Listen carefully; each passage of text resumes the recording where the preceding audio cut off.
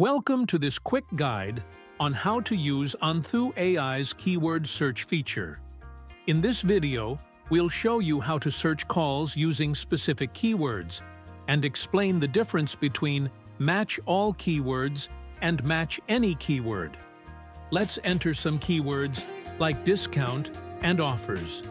With match all keywords, only calls where all these keywords appear together will be shown. This is great when a QM wants to check if agents are mentioning all key details in a promotion. With match any keywords, the search will show calls containing any one of these keywords, like discount and offers.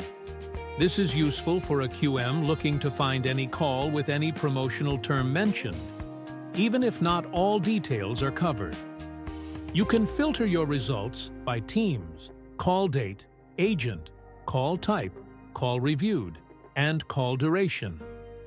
Once the search is done, you can listen to the calls directly or jump to the main call screen for more details with just a click.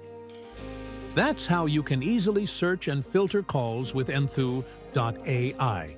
Happy searching!